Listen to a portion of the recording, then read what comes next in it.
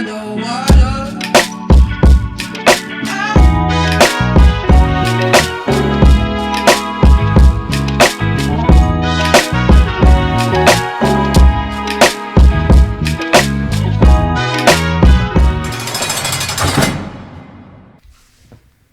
Y'all know what's going on. It's time for another episode of Doing Time with Joe.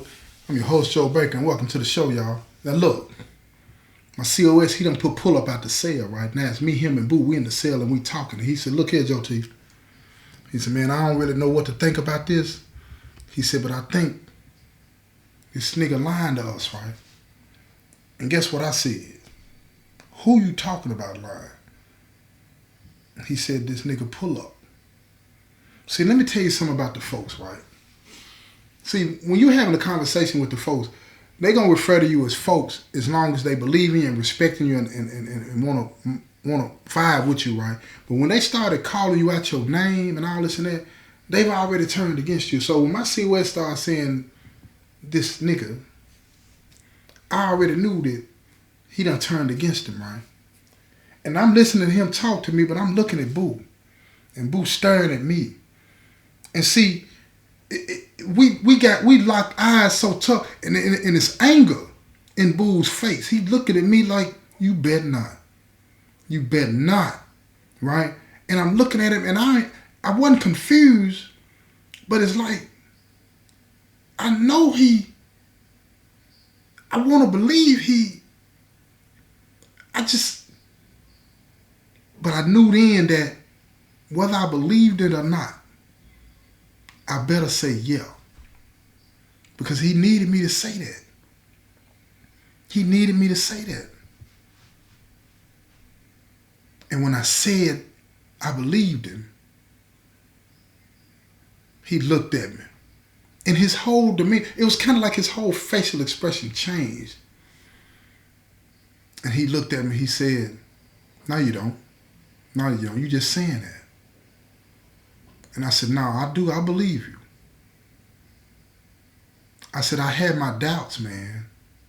I ain't gonna even lie. I had my doubts, but I believe you. I said, the problem that I'm having is now, what do I do? And I said, I gotta figure that out. So I told Boo to get out of the room because I didn't want him in there when he hear me talk like the way I gotta talk. And he told me, he said, no, Dad. He said, I'm staying in here. He said, I'm staying in here. And then I look at him like, okay, you can't have it both ways. You can't be my son and a gangster. You feel what I'm saying? Because if you're a gangster, you listen to what I said to get your butt up out of here. You feel what I'm saying? But now he want to get in the sun, like, you know what I mean? And now, Dad, I'm staying in here, right? So I told him, okay, get on up on the bunk and stay out the way. Keep your mouth shut. So me and my COS, we sat down on the bottom bunk and we discussed what to do about Pullup. And I got straight to the point. I said, I can't prove nothing. I can't prove nothing, even though I believe it. And I reached up and I hit the bunk and I hit him on the leg, letting him know I believe you. But see, when you're dealing with this lane that you in with GD, you better have some proof. It can't just be taught.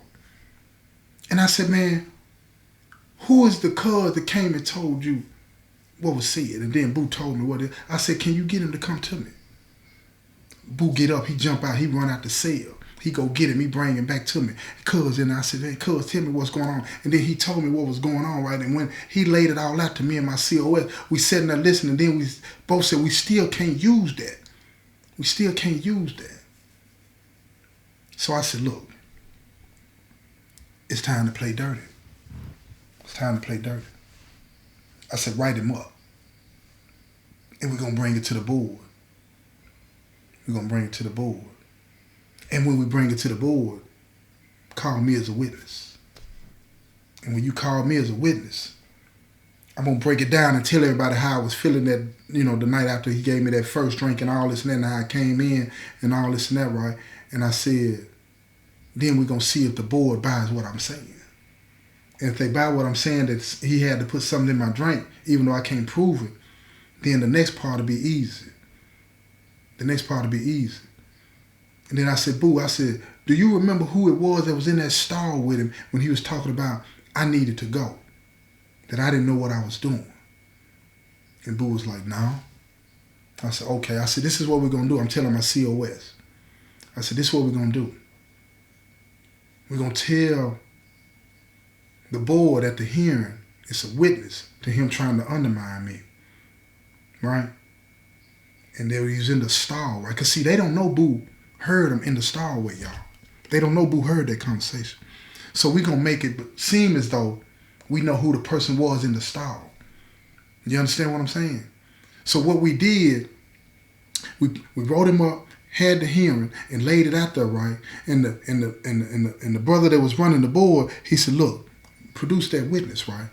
So what that did, they gave us a couple of days, and we're trying to figure out who's in the school building. And so we got the list of all the brothers in the school building. We started narrowing it down. Who did he kick it with? Who smoked with him? This, and that. And my COS figured it out. He figured it out, and he stepped to the brother. He stepped to 2 or 3 brothers, but he kept missing. But when he finally stepped to the brother that had been in that stall and was listening to him say that, he spooked him so bad, he came down with all of it, and he told everything on Pullup. Told it all. And then Pullup trying to plead his case, talking about he didn't say that. So the brother did what a lot of brothers do. He put it on everything. When we say put it on everything, we're talking about putting it on Larry. You understand what I'm talking about? Y'all out there that know what I'm talking about, you know what I'm talking about. So he put it on Larry. He said, man, look here, man. He said that, man. Now, I'm not one to just because somebody say they put it on everything to believe that, right? But in this situation, it worked to my advantage to do it, right? Now, I can't have no say-so in what the board is going to decide. I got to recuse myself from that. You feel what I'm saying? Because I'm, as they say, you know, the one that he trying to get at. You feel what I mean? So I ain't got nothing to say about that. I'm just trying to influence it as much as they allow me to. Because I want this to be impartial, because I want this dude gone. I don't want him to have nothing to fall back on when the decision is made. I'm playing dirty. So now I got dude, he having to come to the board. He's telling everybody everything that was said about me by Pullup. Pullup denying it all. He back to back.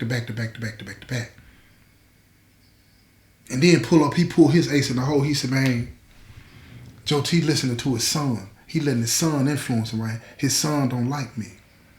And y'all know Boo hot-headed.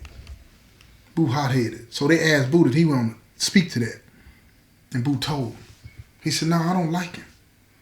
He said, but I don't like him not because, you know what I'm saying, that he ain't straight and all this and that. I don't like him because of what he tried to do to my dad. I seen it. He said, I seen it, but my daddy didn't want to listen to me.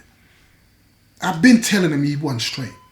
And Boo said, y'all know he ain't straight, but you still letting him do what he do around here. And then I'm standing there and I'm listening to my son as he standing there putting it down like that, and I'm saying to myself, this fool really care about me.